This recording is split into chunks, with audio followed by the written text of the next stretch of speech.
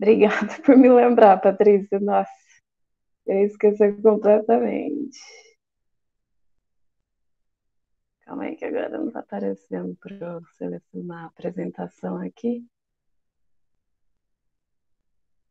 Gente, vocês me ajudem, porque, né, essas horas da manhã, tá chegando o final da semana, a gente já tá mais para lá que...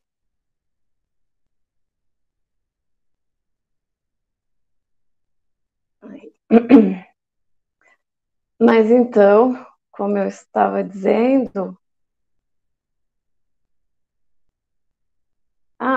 antes de voltar para a aula, o professor William pediu que eu desse essa primeira parte hoje e amanhã uma segunda parte de lipídios, porque ou não, talvez não desse tempo de falar tudo hoje e não tem mais espaço, né, no cronograma para colocar outra aula.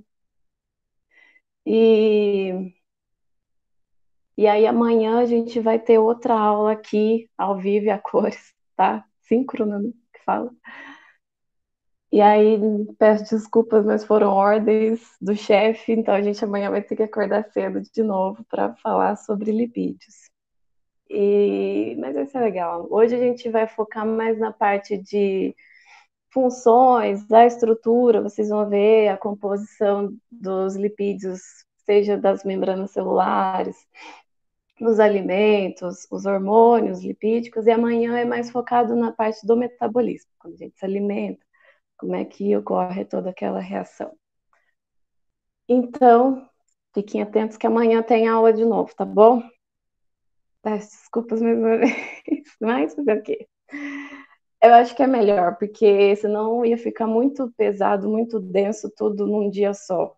Ano passado eu dei essa aula tudo num dia só para a turma da veterinária e realmente fica bem pesado. Então não se esqueça amanhã, tá bom? Todos aqui de novo. Dá um ok aí. Para quem entrou depois, eu estou conseguindo ver os comentários, tá? Se vocês quiserem já interagir, fazer pergunta, fiquem à vontade. Então, voltando a falar dos lipídios,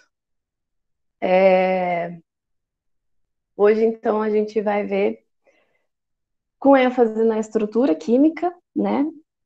E, e nas propriedades físicas e químicas que dão esse comportamento, principalmente apolar, né? Eles são lipofílicos, hidrofóbicos, tá? E aí, tirando da cabeça, né, que a gente às vezes fala de lipídios, vem na nossa mente sempre a parte oleosa da coisa, né? Os óleos, as gorduras, ou então o nosso tecido adiposo, né, que é o nosso estoque de energia. Por quê? Os lipídios eles são extremamente importantes como é, os constituintes de membrana celular. Se não existissem os lipídios, não ia existir célula, porque ela não ia ter a possibilidade de se compartimentalizar. E a membrana é o que protege, né? O que separa o que está dentro da célula do que está fora. E essas são as características que a gente vai ver na estrutura da membrana celular que permitem essa compartimentalização das organelas que compõem a célula em si. Então, eu acho que o principal, mais importante papel dos lipídios é esse papel como componente da estrutura da membrana celular, porque se não tivesse, não teria célula. E aí a gente vai ver também da questão do tecido adiposo, que a gente tem os lipídios de armazenamento, a gente vai começar falando sobre os lipídios de armazenamento. E também, além do lipídio de armazenamento e o de estruturas de membrana, né, das células, existe numa menor proporção, mas não menos importante, como os hormônios lipofílicos, né, de caráter lipídio, que existem hormônios peptídicos e por aí vai, mas existem os hormônios lipofílicos, lipídios, e também alguns sinais, cofatores, algumas vitaminas, e é isso que a gente vai ver na aula de hoje. E aí, como eu falei, a gente vai primeiro olhar para os lipídios de armazenamento de energia, porque a principal forma de estoque de energia é na forma de lipídios, no tecido adiposo, nas células chamadas adipócitos. Até teve uma questão no estudo dirigido perguntando, né, qual era a principal energia derivada das fontes de estoques, né? Falou em estoque de energia, o principal são os lipídios, tá? Eu sei que a fonte de energia principal, assim, de primeira é a glicose, mas falou em estoque, já põe na cabeça que são os lipídios, tá? E aí vamos primeiro olhar para esses ácidos graxos. Eles compõem as moléculas que estão presentes nos adipócitos, no tecido adiposo, que a gente vai ver. E eles também são circulantes, circulam como ácidos graxos livres na nossa corrente sanguínea. E aí vamos olhar aqui para ele, que eles são derivados de hidrocarbonetos, né? Que são carbono e hidrogênio, então eles têm essa cauda longa aqui só de carbono e hidrogênio, que é uma cadeia hidrocarbonada, e aqui nessa extremidade um grupamento ácido carboxílico, né? E é isso que basicamente define um ácido graxo, mas isso pode variar muito de números de carbono, acho que de 4 números de carbono aqui na cadeia até 36. E essa cadeia ela pode ser totalmente saturada ou ter insaturações, ter nenhuma ligação dupla ou ter várias ligações duplas. E aí, existe uma nomenclatura. Ai, cortou aqui para vocês, mas aqui está mostrando que esse é o carbono alfa. A gente vai falar sobre isso, mas é só porque tem um nomezinho do carbono que está ligado no carbono da carboxila, que é chamado de carbono alfa, tá? Aqui embaixo cortou, né? Que eu estou vendo aqui. E aí existe uma nomenclatura simplificada que como é que funciona? A partir do número de carbonos que tem aqui nessa cadeia,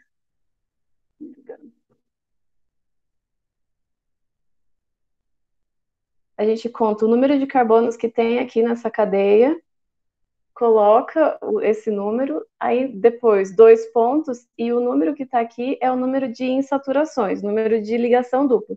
Se não tiver nenhuma, que é o caso desse exemplo aqui em cima, é só zero. Essa aqui possui 16 carbonos, é o ácido palmítico, então ficaria 16, 2.0. Essa aqui que tem uma insaturação entre o carbono 9 e o carbono 10, a gente representa aqui entre parênteses com o delta e o sobrescrito aqui o número do carbono onde está essa ligação dupla, tá? É simples, é uma nomenclatura simplificada mesmo.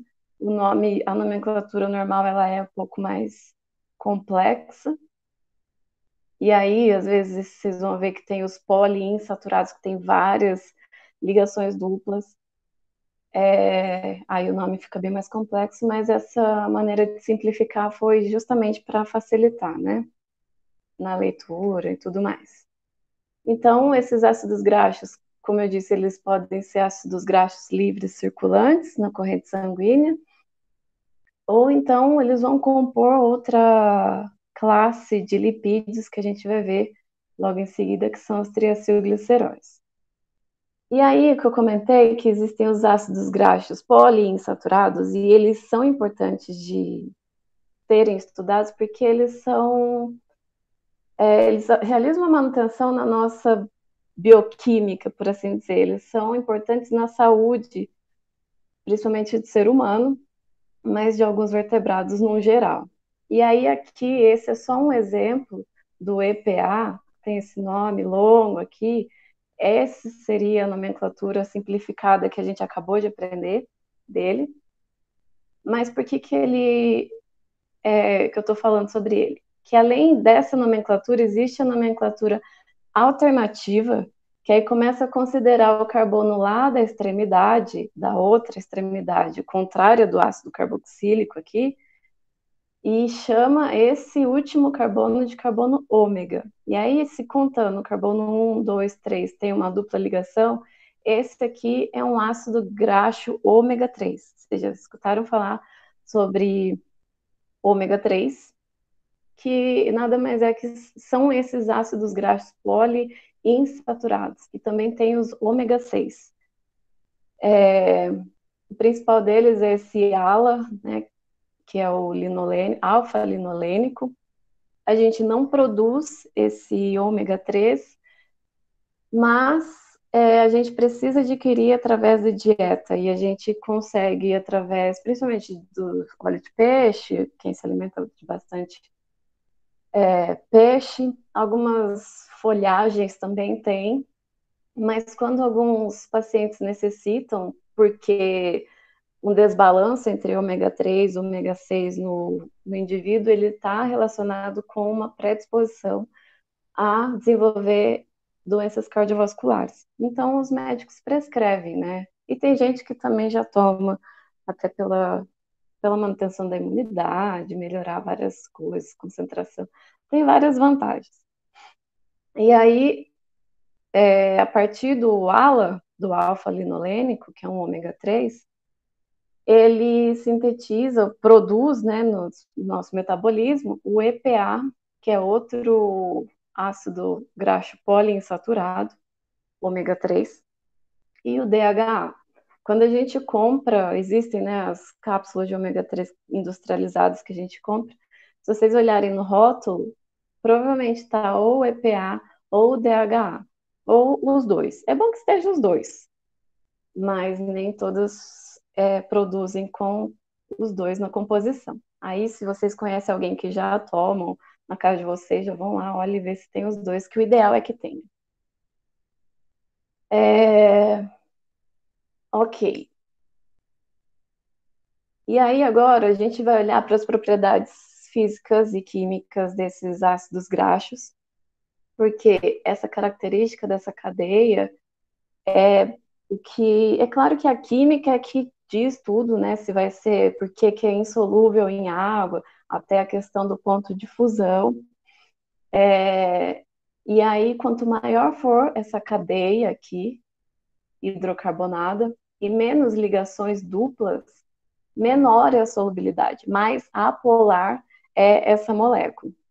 E outra coisa, o ponto de fusão também sofre interferência nesse tamanho dessa molécula e nas insaturações. Por que que a gente tem o azeite, que a temperatura ambiente ele é líquido, e a margarina, ou a manteiga, por exemplo, as ceras, elas são sólidas? Por causa da composição delas, elas possuem ácidos graxos diferentes, tanto no número de carbono, como de insaturações, de ligações duplas. Por exemplo, a maneira como eles se organizam, que se chama grau de empacotamento, como elas estão empacotadas, interferem na maneira como vai apresentar. Então, uma margarina, uma manteiga, a cera, possuem ácidos graxos que são saturados, não têm ligações duplas, e que estão altamente empacotados, por isso que eles estão sólidos à temperatura ambiente. Diferente do azeite e outros óleos que estão, que a gente acabou de ver, os ácidos graxos poliinsaturados.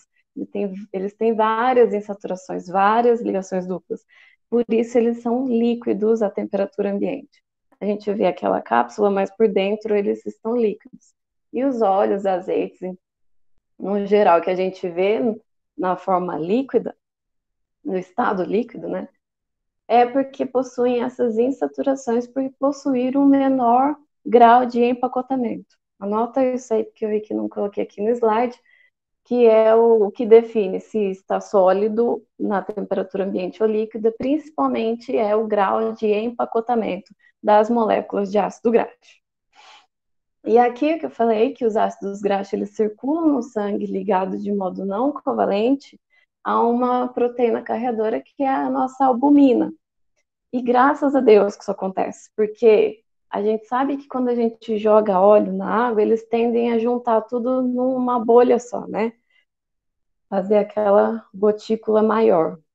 Imagina isso no nosso sangue.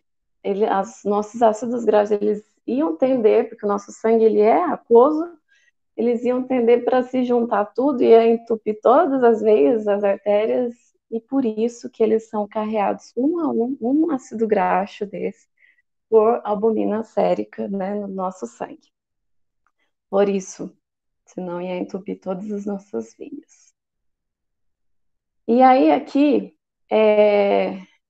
as indústrias alimentícias, elas realizam a hidrogenação parcial dos óleos de cozinha para produzir os ácidos graxos trans, só que, na verdade, não é para isso que eles fazem. Eles fazem para tirar essa dupla ligação e aí aumentar a estabilidade dela, da molécula.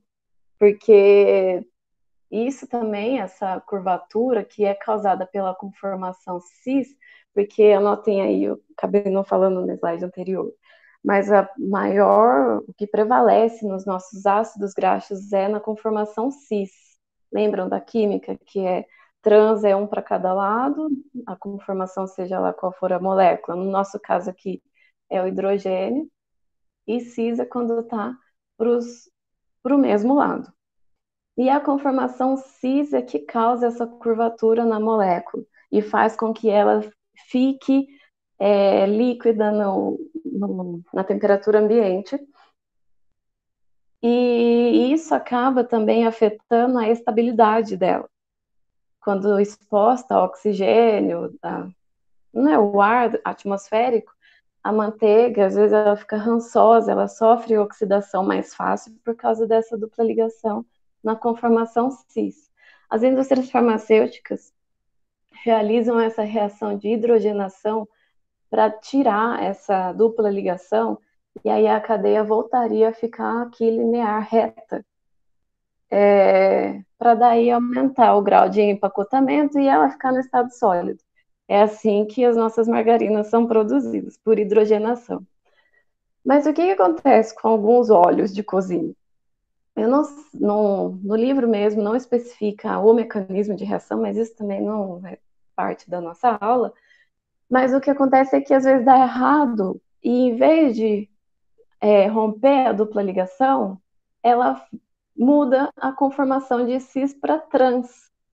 E isso é muito maléfico para a nossa saúde. As gorduras utilizadas principalmente para esses óleos de fritura em fast food são aquelas que a gente chama de gordura trans, é por causa disso. E isso faz extremamente mal para o nosso organismo. Tem país que já proibiu a utilização de gorduras trans, né, a Noruega, se não me engano, na produção desses fast foods, a batata querida que a gente gosta, porque é extremamente maléfico para a nossa saúde e predispõe às doenças, principalmente cardiovasculares, dá aquela estabilidade no metabolismo de lipídios, aumentando o colesterol ruim e várias coisas. Mas é isso que acontece. E é daqui que surge o nome de gordura trans, que a gente ouve falar. E que sim, são extremamente, faz muito mal para a gente. E aí a gente viu, né, que a molécula ela tem uma cauda bem comprida e na maioria das vezes hidrocarbonada, cheia de hidrogênio e carbono. E aí já adianto para vocês que se vocês olharem para uma molécula tem muito hidrogênio e carbono junto, pouco oxigênio, ou quase nenhum, ela já é lipofílica, ela tem um caráter mais lipofílico. E aí essas moléculas, quando elas estão em meio aquoso, lembra que eu falei que quando a gente joga azeite ou óleo na água, eles se juntam? Tudo tende para um estado de menor energia. Então, eles se organizam de uma maneira que é chamada de micela. Micelas são essa forma de organização dos ácidos graxos ou dos lipídios em meio aquoso, isso vai depender do meio onde ele se encontra, mas nesse caso aqui em meio aquoso, em que a parte que é mais apolar da molécula fica para dentro aqui da bolinha, e falando do ácido graxo, ele tem o ácido carboxílico na extremidade. O ácido graxo como um todo ele é lipofílico, né, apolar, mas a porção menos apolar da molécula, que é o ácido carboxílico, fica para fora aqui em contato com a solução aquosa, formando isso que a gente chama de micelas. Aí aqui, essa cabecinha azulzinha, essa bolinha azul, a gente está considerando a parte menos apolar e a cauda amarelinha como a parte mais apolar. E isso aqui é como se estivesse no meio aquoso, né? Se tivesse o contrário.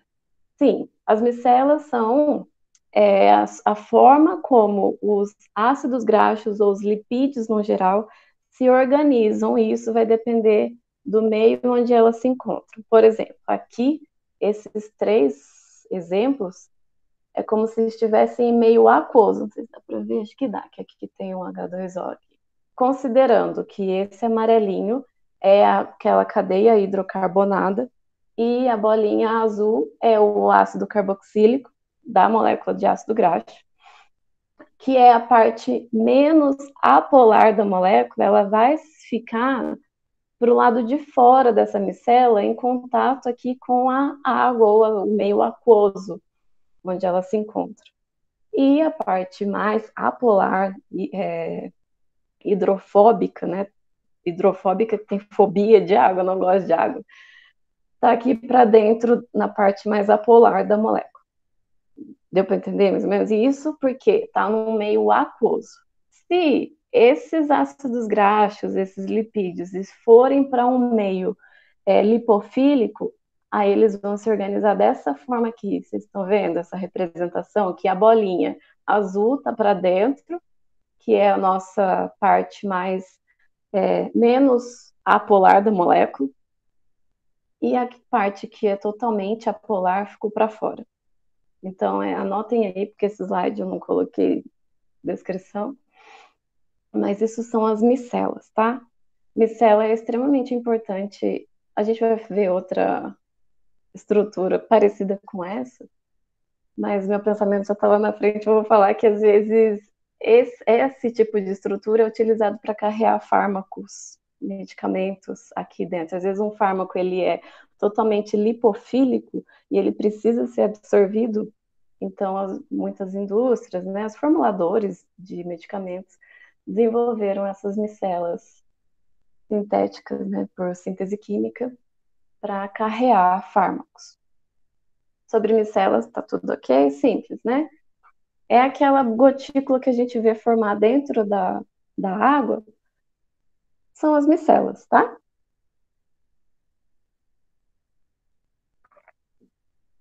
E aí que eu falei para vocês que os ácidos graxos, eles compõem a principal molécula presente nos lipídios de armazenamento, que são esses triacilgliceróis. O nome assusta um pouquinho, mas que é esse triacilglicerol?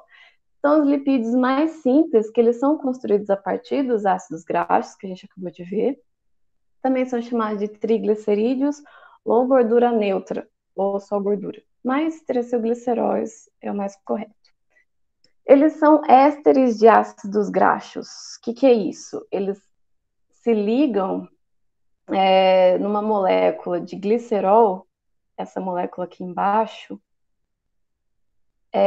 por ligação éster. Aí aqui tem um exemplozinho. E aí já reparem que esse triacilglicerol ele pode variar nos tipos de ácido graxo que os compõem, pode ser ácido graxo totalmente saturado ou insaturado, com menos número de carbono ou extremamente comprido. E também podem ser só com um ácido graxo ligado aqui no glicerol, e aí se chama monoacilglicerol, ou com dois ácidos graxos ligados no glicerol, fica chamado de diacilglicerol, e com três ácidos graxos fica o triacilglicerol. E também aqui a gente tem um exemplo de um triacilglicerol misto, porque tem tipos diferentes de ácidos graxos ligados a ele, tá? E eles são hidrofóbicos também. A principal forma de armazenamento de energia nas nossas células chamada adipócitos, que compõem o nosso tecido adiposo, e eles ficam dentro de uma gotícula de gordura dentro da célula, e essa gotícula ela ocupa cerca de 80% do volume ali da célula, só de triacilglicerol, que está armazenando energia no nosso tecido adiposo. E como combustíveis estocados, eles possuem algumas vantagens. Primeiro que, comparando com a glicose, que é a principal fonte de energia, um ácido graxo, ele fornece muito mais energia, isso medindo em grama por grama de ácido graxo por glicose, eles fornecem mais que o dobro, muito, muito mais do que a glicose. Amanhã a gente vai ver sobre o rendimento de reação. Então, essa já é uma vantagem. E eu falei ácido graxo fornece porque essa molécula de triacilglicerol, ela é a forma como ela é armazenada. Mas na hora de ser metabolizada para gerar energia, ela vai ser quebrada. Isso a gente também vai ver amanhã, tá? E outra vantagem, a glicose ela é hidrofílica, então ela precisa estar diluída sim em água, então ela carrega um peso de água junto com ela, diferente do ácido graxo, que não carrega esse volume de água junto na hora de ser mobilizado até o tecido para gerar energia. Essa é a outra vantagem. E outra, também falando que gera muito mais energia, é a questão de que, dependendo do indivíduo, ele produz, a partir do seu estoque de energia, né, dessas, eu pego na pelanca, do tecido adiposo, é capaz de fornecer energia para esse indivíduo por meses, sem se alimentar. Diferente da glicose, que é estocada na forma de glicogênio, e o nosso organismo não é capaz de fornecer, o glicogênio estocado não fornece energia para um dia, não é suficiente. Então, esse estoque de energia, ele proporciona muito mais energia do que o açúcar, né, o carboidrato. Em alguns animais servem também como isolante térmicos, né? Os animais polares, foca, pinguim, urso polar, eles possuem uma camada espessa embaixo da pele de triacilglicerol, né? Que está no tecido adiposo, que serve não só como fonte de energia, estoque de energia, mas como isolante térmico. E inclusive os animais que hibernam, os ursos, eles conseguem ficar tempos extremamente longos sem ter que se alimentar para repor a energia, porque eles possuem, né, esse estoque maior de energia nos adipócitos, no tecido adiposo. Outra coisa que eu ia falar, acho que eu falei antes ou é depois? Antes. Não, vou falar aqui agora que estou falando dos animais, que a gente foca, né, em produção de energia, nesse fornecer energia, esses triacilgliceróis, mas outros animais também utilizam, principalmente as ceras, como proteção. As aves que produzem através de uma glândula e espalham essa cera na pena, que é para deixar ela repelente à água. A cera de abelha também tem essa propriedade para repelir água como forma de proteção. Algumas plantas também produzem na superfície da folha para que não ocorra que não resseque, né, não perca água quando está muito sol, muito calor. Então, também existem essas outras funções extremamente importantes dos lipídios nesses animais. As ceras biológicas, né, cera de abelha, elas também são muito utilizadas em indústria cosmética, como pomadas, batom. A lanolina é uma cera que ela é um subproduto da lã do carneiro, da ovelha, utilizada também nessa produção de produtos cosméticos, pomada, batom, cera de carnaúba também. E aí agora a gente já vai entrar na parte dos lipídios estruturais de membrana, que a característica arquitetônica central das membranas biológicas é a dupla camada lipídica, né? Que é uma barreira a passagens de moléculas polares e íons. E ela tem essa carinha aqui de dupla camada, porque existe uma porção polar, que é essa cabeça azul, parecido com o que a gente viu lá nas micelas, nos ácidos graxos, e duas perninhas, que a gente vai ver isso estruturalmente, que são duas caudas de ácidos graxos ligados nessa cabeça polar. Então, essa molécula é algo que a gente chama de anfipática. Esses lipídios de membranas, eles são anfipáticos. O que é isso? É uma molécula que possui a característica tanto polar como apolar, porque ela possui na sua estrutura uma certa polaridade, uma certa não, ela é polar aqui na superfície, né, da membrana, e aqui dentro, ela, nessa parte também amarelinha, ela é apolar, hidrofóbica. E se representa dessa maneira, vocês já devem ter visto, que é uma cabecinha com duas perninhas na membrana celular. E em bicamada, duas camadas que se representam dessa forma, né? As perninhas apolares e as cabeças polares para fora, na extremidade. No caso da célula, né? A parte de fora, os nossos fluidos corpóreos, eles são aquosos, né, polares. Então, na parte de fora fica a parte polar e o nosso citosol das células, eles também são aquosos, né, polares, hidrofílicos. Então, fica a outra porção polar da membrana aqui para dentro da célula, tá? E aí existem 5 tipos gerais de lipídios de membrana. Os principais que compõem os animais vertebrados são os glicerofosfolipídios, os esfingolipídios e os esteróis. A gente vai ver principalmente esses 3. Ainda existem esses galactolipídios que são predominantes nas células vegetais, e esses lipídios éter de arqueias, que aqui está uma maneira mais simplificada de como eles se organizam, que se vocês olharem para esses lipídios éter de arqueias, são micro-organismos que vivem em condições extremas de temperatura extremamente alta, pH extremamente baixo. Então, eles têm uma complexidade maior na sua membrana.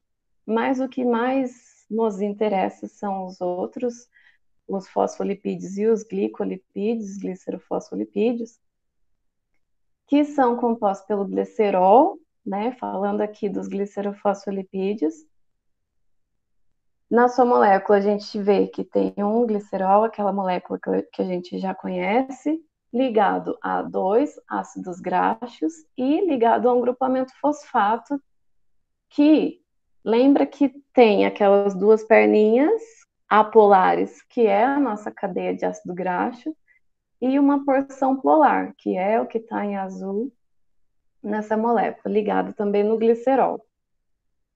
E é claro que aqui é só uma forma de representar, mas a molécula se organiza, né, da maneira como a gente viu aqui na membrana celular. E aí, dos esfingolipídios, existem 3 subclasses ainda, que é as esfingomielinas, os glicolipídios neutros, também tem um lugar que chama esfingoglicolipídios, e os gangliosídeos. A esfingomielina está presente nas membranas plasmáticas, as células também, né? Mas elas são especificamente mais presentes, mais proeminentes na mielina, aquela bainha que é aquela bainha membranosa que envolve e isola os axônios de alguns neurônios, tá? E os gangliosídeos é uma outra classe mais complexa, mas que são importantes como pontos de reconhecimento na superfície da célula para células vizinhas ou para moléculas externas, como sinalizadores, tá? E aqui, também falando dos esfingolipídios, diferente do glicerofosfolipídio, a gente não tem a molécula de glicerol. A gente tem uma molécula que se chama esfingosina, que ela por si só possui uma cauda longa, que é uma cauda graxo, né? Ela é hidrocarbonada, a gente vai ver, e um ácido graxo ligado nela, e aqui a porção polar da molécula também pode ser um grupamento fosfato, ou então, se for um glicolipídio, pode ser um monooligosacarídeo, um carboidrato, tá? Mas essa é a diferença dos glicerofosfolipídios e dos esfingolipídios. Que os esfingolipídios não têm a molécula de glicerol, tem a molécula de esfingosina.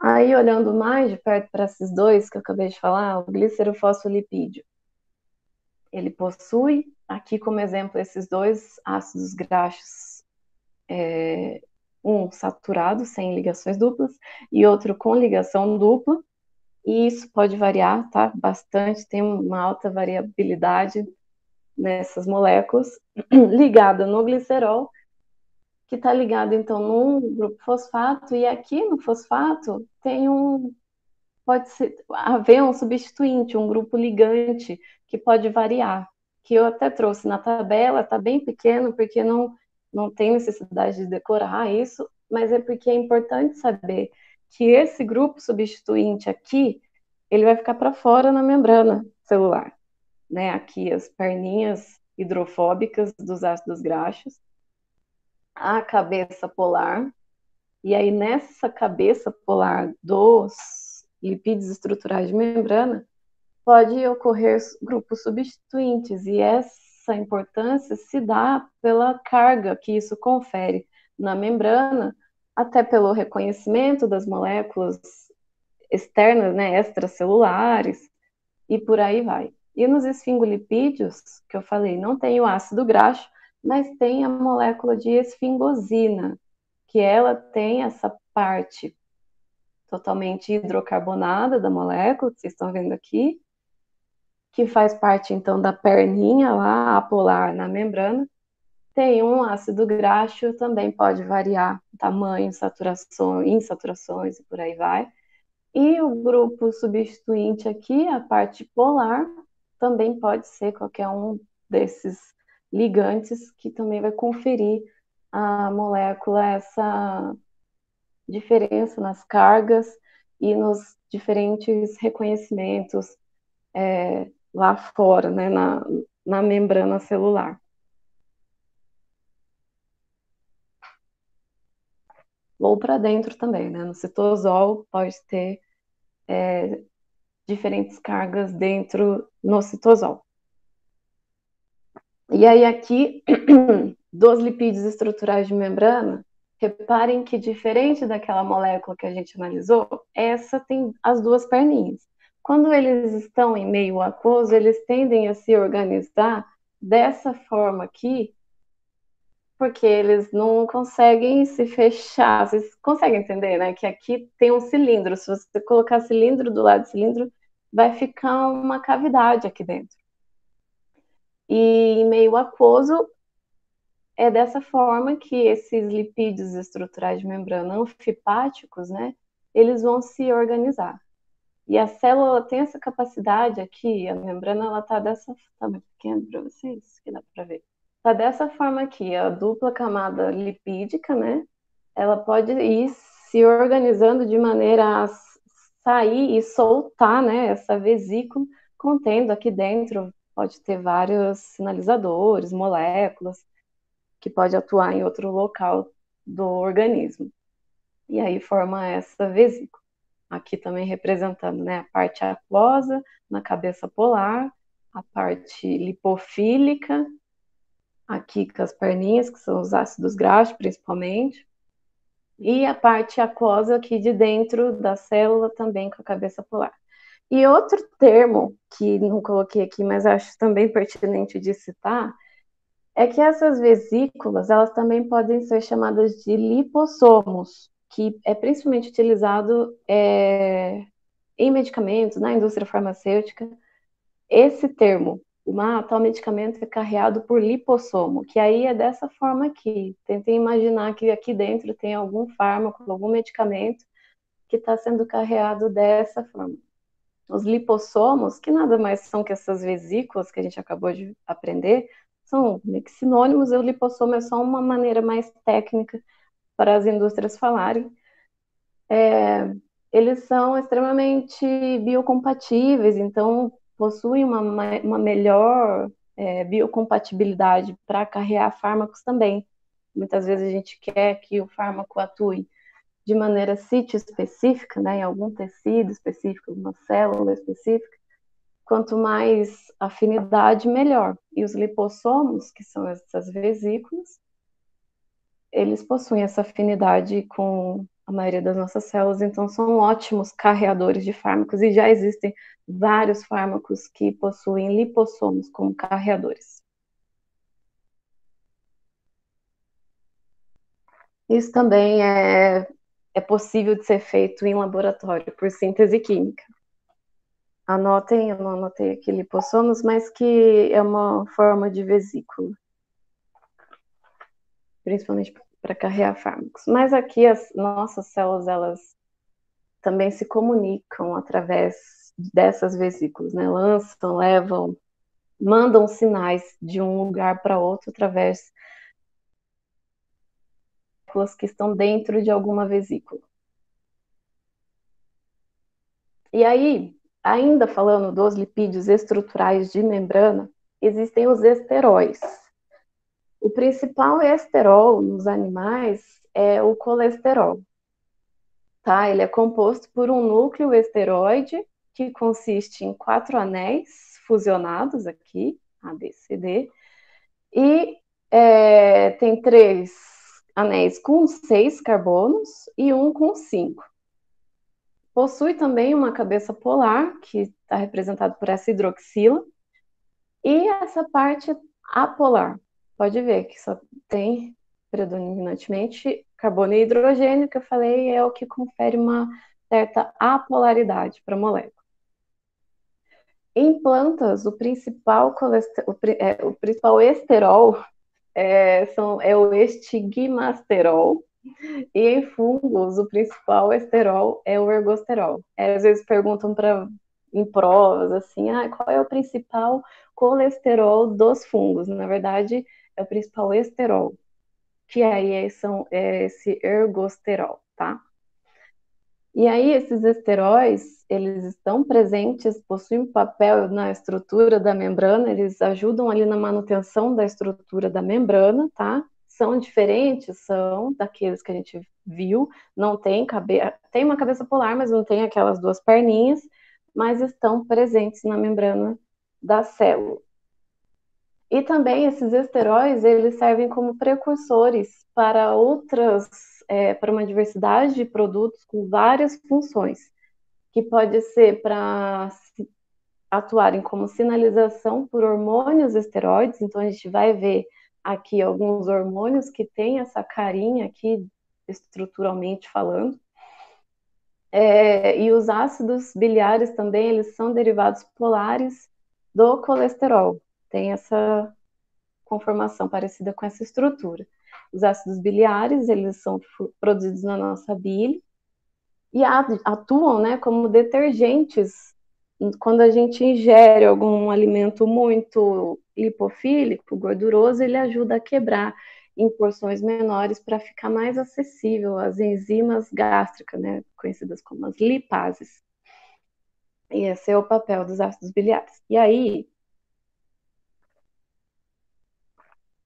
eu já falei muito essa semana, por isso minha voz está quase saindo. A gente costuma falar, né? O colesterol HDL, o colesterol LDL ou VLDL, mas na verdade não deixa de ser.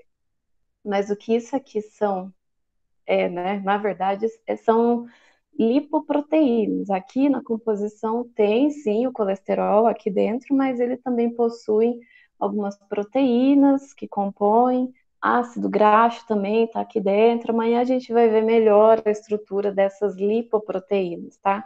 Então, quando a gente fala, meu colesterol está alto, não é essa molécula aqui que está alta, tá? São as lipoproteínas que contêm nele o colesterol. Beleza? Aqui uma visão geral da nossa membrana celular, né? Que possuem várias proteínas integrais de membrana, ou proteínas que estão só na superfície, ou externa ou interna. Olha aqui o esterol, ele está aqui, compõe a membrana da célula, mas ele é um pouco diferente, né? Quando comparado aqui, claro, aqui numa representação por uma figura. Mas existem as proteínas, as oligosacarídeos, algumas proteínas possuem, né? Ligadas a algumas polímeros de sacarídeos, polissacarídeos, proteínas ancoradas na membrana. E aqui está a nossa carinha do que a gente acabou de ver. E esse é chamado de modelo de mosaico fluido, porque essas moléculas elas estão se organizando, mexendo em constante movimento, lado a lado, tá? Isso não é estático. Elas estão, a membrana, ela tem a capacidade de invaginar, que a gente viu lá, né? Liberar vesículas. E essas moléculas, elas estão em constante movimento lado a lado. Pode ocorrer movimentos assim do que está aqui fora, tipo esse fosfolipídio vir aqui para fora, assim. Pode, mas já é um movimento menos comum do que esse lado a lado. Tá bom? Eu acho muito bonitinho esse esqueminha. E aí, os lipídios como sinais e cofatores, que eu falei, né? A gente viu os lipídios que atuam como armazenamento de energia, principalmente os triacilgliceróis, e depois vimos os lipídios que são os constituintes de membrana. Na célula, os lipídios que compõem a nossa membrana ocupam cerca de 5 a 10% do volume dela, enquanto que os lipídios de armazenamento que eu comentei ocupam até 80%. Esses lipídios, como sinais e cofatores, estão numa proporção bem menor, mas eles são tão importantes quanto, então são extremamente cruciais. Os hormônios, existem os hormônios que são de caráter lipofílico, e a gente vai ver os principais. Claro, tem hormônio peptídico, né, que é composto por polímero de aminoácido, tem a insulina é um exemplo, mas também tem os hormônios de caráter lipídico, que é sobre a aula de hoje. E aí os sinalizadores também têm sinalizador intracelular com caráter lipídico. Claro que as proteínas são as principais sinalizadoras, né, as enzimas, os grandes catalisadores das reações, mas ainda assim existem sinalizadores intracelulares com caráter lipídico, principalmente o fosfatidil-inositol, que ele atua como se fosse um reservatório de sinalizadores na membrana da célula, na parte interna, né, no citosol da membrana, ele fica ali alocado. E também existem os cofatores enzimáticos, que são algumas perdão, vitaminas, alguns cofatores enzimáticos que são as vitaminas de caráter lipídico. E existem as principais que a gente vai ver hoje, tá?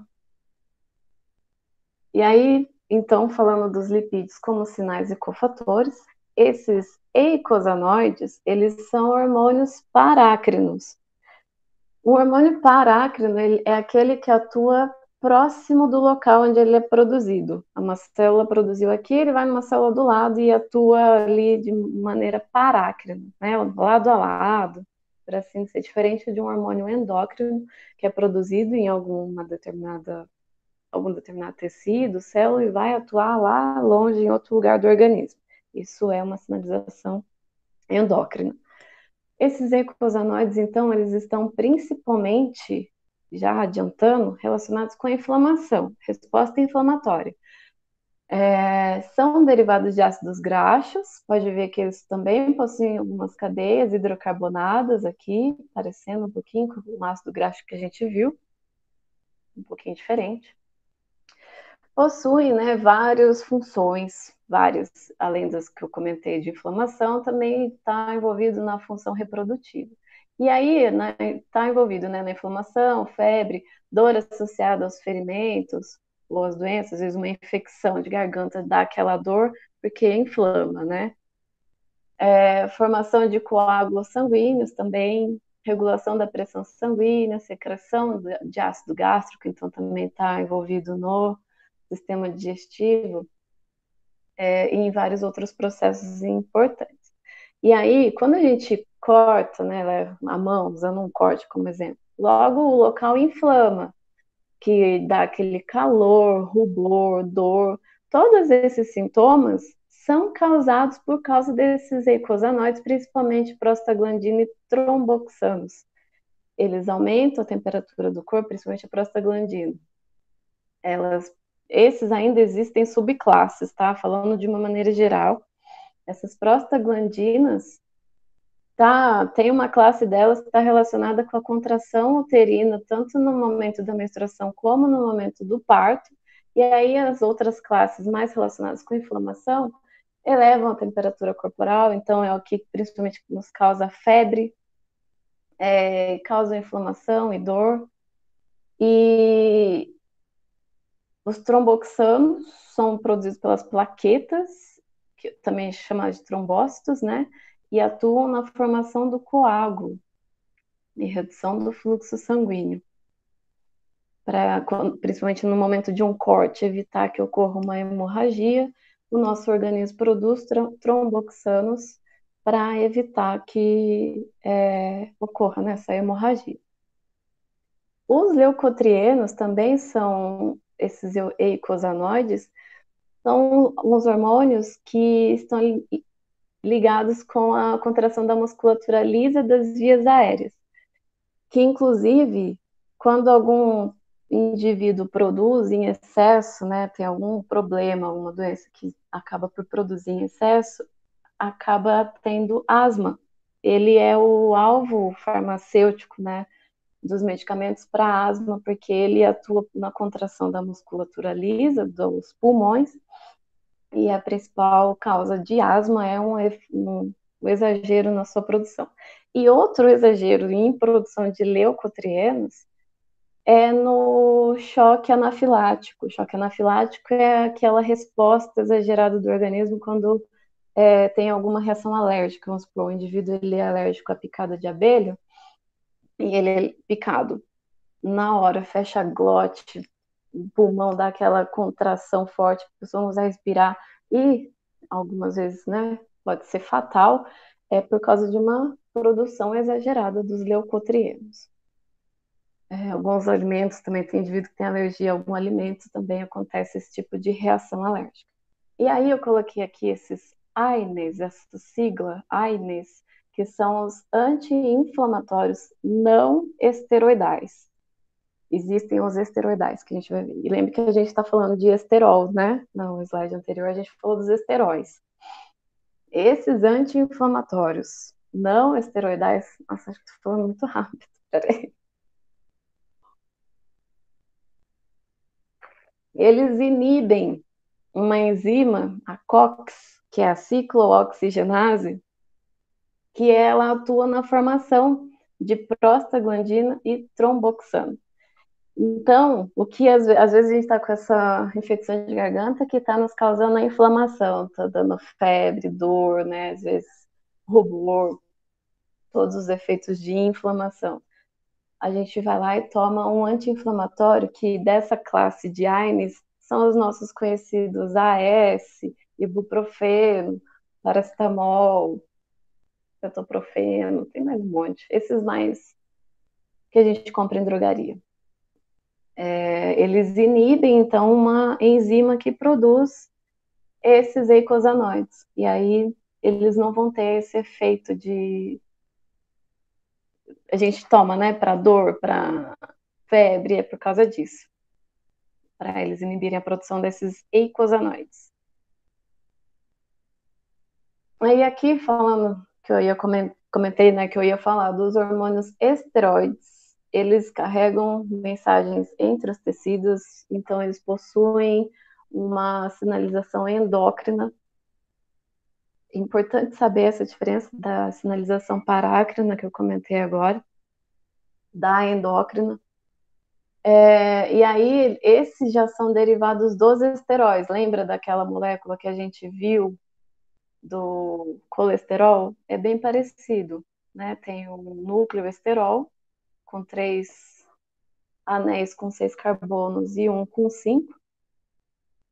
E eles são produzidos, no caso, os hormônios masculino e feminino, né? Testosterona nos testículos, o estradiol no ovário, e possuem ação sistêmica. Então, possui uma ação endócrina. E o cortisol e a aldosterona também são hormônios esteróis. Alguns falam, em lugares falam esteroides, que são produzidos pelo córtex suprarrenal.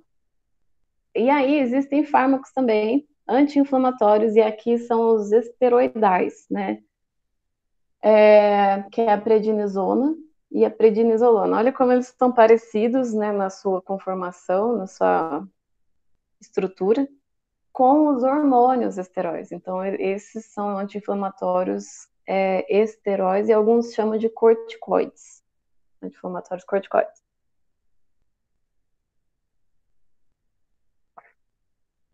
Eles também, a prednisona e prednisolona, ela é usada no tratamento de asma também, por atuar na inibição da síntese dos leucotrienos, os prostaglandinos, tromboxanos, que a gente acabou de ver, e eles são uma classe mais potente, mais forte, tanto que vocês já devem ter escutado falar, nossa, fulano está tomando até corticoide, porque sim, eles são anti-inflamatórios que possuem efeitos colaterais, são mais fortes, e o uso dele a longo prazo, depois, o indivíduo precisa fazer tipo um desmame, para não pode parar de uma vez, porque o organismo ele acaba desenvolvendo uma síndrome. Então, esses são os anti-inflamatórios corticoides, que são esteroidais. O que a gente viu anteriormente, os AINES, são os não esteroidais. Esses aqui são os corticoides que são esteroidais, tá? E aí aqui, lembrando que a gente está falando de lipídios, então são os hormônios atuando como sinais e cofatores, hormônios, tanto os esteroidais como o que a gente viu agora há pouco, os derivados de ácidos graxos. E aqui ainda, né, nos sinais e cofatores, a gente já está chegando no final da aula, falei que ela ia ser mais curtinha hoje,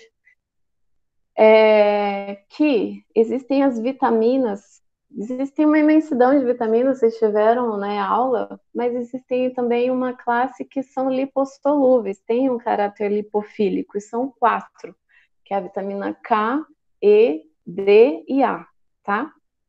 Que a gente não produz, mas a gente precisa adquirir através da alimentação, ou no caso da vitamina D, né, que o sol também faz o nosso organismo produzir essa vitamina,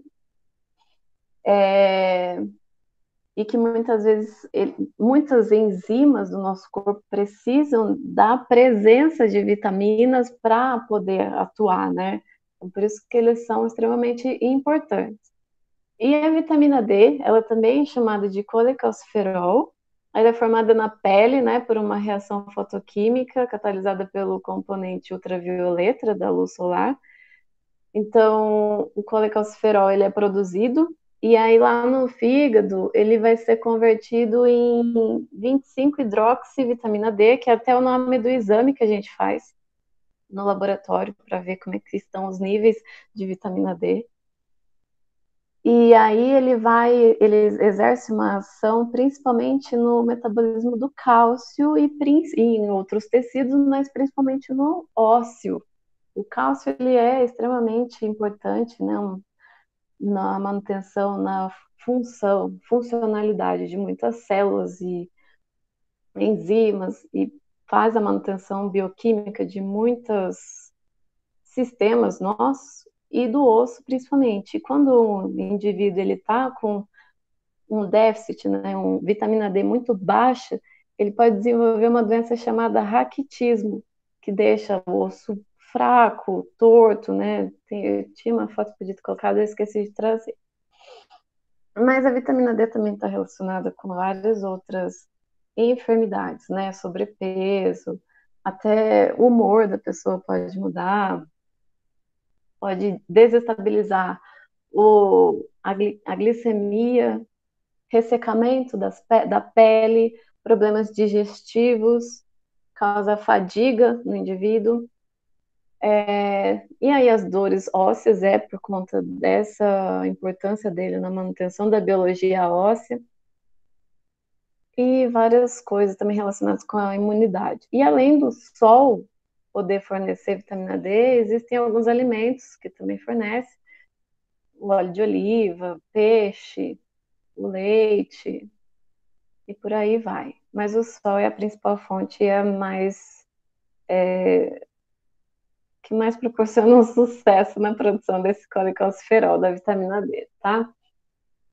Para quem não toma só países, né, que não tem muito sol, tá muito frio, a pessoa vive de blusa, de casaco, aí acaba tendo uma queda nos níveis de vitamina D e existe cápsulas ou líquidos, né, manipulados, industrializados para poder tomar e repor essa falta dessa vitamina.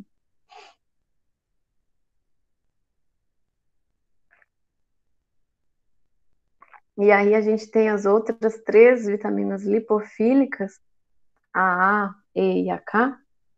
A vitamina A, também chamada de retinol, é, ele funciona como hormônio e como pigmento fotossensível dos olhos dos vertebrados, está diretamente ligado na saúde dos olhos e da pele, inclusive o ácido retinóico, que ele é um derivado do retinol, da vitamina A, ele é utilizado para tratar a pele quando está acneica, né, com os acnes muito severos. E a gente encontra em cenoura, alimentos no geral mais laranjinha, abobrinha, assim, na abóbora. Você já deve ter escutado falar que comer bastante cenoura faz bem para a pele, faz bem para os olhos, é verdade isso, porque contém bastante vitamina A. E lembrem-se que a gente não produz, então a gente tem que obter através da alimentação. A vitamina E é o nome coletivo para um grupo de lipídios relacionados chamados de tocoferóis, e ele é um antioxidante, ele é extremamente importante para a gente, porque por ser antioxidante, então atua fortemente na nossa imunidade. É raro indivíduos terem uma queda na vitamina E, porque está presente em muitas alimentações nossas, principalmente abacate, oleaginosas, germe de trigo, se não me engano, folhas verdes. E mas alguns sintomas da queda de vitamina E também é ressecamento da pele, das mucosas, né, do olho também, e uma queda também na imunidade. E a vitamina K, ela participa na formação da protrombina ativa, né, que é a proteína do plasma sanguíneo essencial na coagulação. Existe uma cascata, né, de reação para causar, né, como que eu posso dizer, exercer a coagulação frente a algum corte, alguma coisa. E a vitamina K, ela está presente na atuação da enzima que produz a protrombina. E uma queda, né, nessa vitamina, ela pode fazer mal para o indivíduo no sentido de causar algumas hemorragias, porque aí o sangue não coagula direito, tem essa falha nessa atuação. E também é obtida em alimentos, principalmente os mais. Eu coloquei para vocês saberem e a gente se alimentar com todas as vitaminas necessárias. Os alimentos mais verde escuro Eles são ricos em vitamina K, couve-flor também, que ajuda aí na manutenção da coagulação sanguínea, evitando hemorragias, tá? E claro, também no balanço ali da densidade do sangue e tudo mais. E aqui, falei bem rápido, mas espero que tenha sido possível de entender, mas que a gente viu hoje, então, a estrutura dos diferentes tipos de lipídios, os de armazenamento, né, os triacilgliceróis, que podem ser compostos por diferentes ácidos graxos, e existem diferentes ácidos graxos, tem os totalmente saturados, os poliinsaturados, falamos do ômega 3, ômega 6, e eles podem se variar muito, que eu comentei. Podem ter de 4 até 36 carbonos, pode ter uma ou várias ligações duplas, e isso vai variar muito na composição do triacilglicerol, nos lipídios estruturais de membrana, os glicerofosfolipídios, esfingolipídios, a gente falou, os esteróis. Falamos também das propriedades físicas, né, que a sua característica peculiar dos lipídios acabam por formar micelas, as vesículas, que também são lipossomos, e daquela questão do grau de empacotamento, que confere a molécula se ela vai ficar sólida ou líquida à temperatura ambiente. Que mais? O ponto de fusão também interfere pelo tamanho da cadeia e grau de insaturação. E, por fim, a gente finalizou com os lipídios como sinais e cofatores, né? Os hormônios, sinalizadores intracelulares e os cofatores enzimáticos, que são as vitaminas K, E, D e A. Certo? Como eu disse, hoje a aula ela ia ser mais curta mesmo, porque a gente separou, né? Dividiu o assunto. A aula eu montei a partir do livro Princípios de Bioquímica, do Leninger, mas para quem usa, né, livros como base para estudo, o outro livro, eu não lembro agora o nome, posso disponibilizar sim. Tem um outro livro que eu acho que até o William já comentou com vocês, ele também ajuda bastante, tá? E vocês podem tirar suas dúvidas. E que eu comentei, deixa eu ver que horas são. 9h30. Vocês têm aula 10 horas, né? E aí vocês vão ter um intervalinho agora, até a aula. Podem, se tiverem alguma dúvida, podem perguntar. Se precisar de alguma coisa, deixei meu contato aqui. Às vezes quer tirar dúvida, pode mandar e-mail, alguma coisa, tá bom? E obrigada pela atenção de vocês. Eu acho que eu não falei tão rápido. A relação do grau de empacotamento dos lipídios e as insaturações é porque, eu vou voltar lá na imagem que eu acho que fica mais fácil. Quando a molécula não tem insaturação, não tem ligação dupla, ela fica reta. Aqui, ó. Ah, eu ia mostrar. Tá vendo essa molécula totalmente saturada? Ela não tem insaturações. E isso favorece algumas reações intermoleculares, reações de Van der Waals, que não são ligações covalentes, tá? Mas relação entre a molécula, e elas vão ficar mais empacotadas dessa forma aqui. Está acompanhando comigo no slide? E isso aumenta o grau de empacotamento da molécula. E quando ela está mais rígida, assim, mais empacotada, ela tende a ter uma solidez, né, estar no estado sólido na temperatura ambiente. Quando se tiver essa dupla ligação, como os ácidos graxos eles estão na sua grande maioria na conformação cis, é quase que prevalente a conformação cis, existe alguns alguns ácidos graxos insaturados na conformação trans, eu já falo.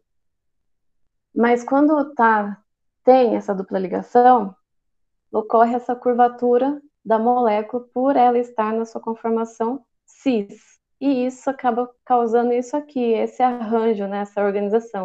E aí elas não ficam tão coladas uma na outra, não existe tanta interação entre as moléculas, né, relação intermolecular. Então, qualquer temperatura é mais fácil de fazer com que elas se soltem e fiquem líquidas no estado, na temperatura ambiente. Alguma outra dúvida? Deu para entender? É por isso. E aí eu falei que os ácidos graxos eles estão prevalentemente na nossa alimentação, na gente, assim, na sua conformação cis. Tipo, próximo slide aqui, ó. Desse jeito. E que isso confere essa curvatura da molécula. Existem os trans, existem os que são modificados industrialmente, né, que eu comentei da margarina, mas existem também alguns animais que ruminam, que acabam por produzir esse tipo de ácido graxo, tá? Mas a maior quantidade mesmo é na conformação cis, com os dois hidrogênios para o mesmo lado. Mais alguma dúvida, gente? Eu gosto que vocês perguntem, porque aí às vezes eu até lembro de alguma coisa que eu posso ter esquecido de falar.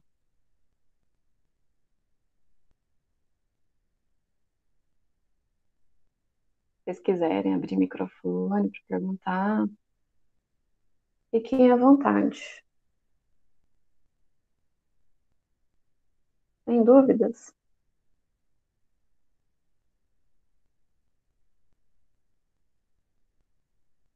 Vocês estão aí, gente? Então tá, hoje foi isso. Amanhã lembrem-se que teremos aula de novo, tá? Eu que agradeço a presença de todos vocês aqui. Então amanhã a gente começa no mesmo horário, tá bom? Manda um ok aí para marcar de presença.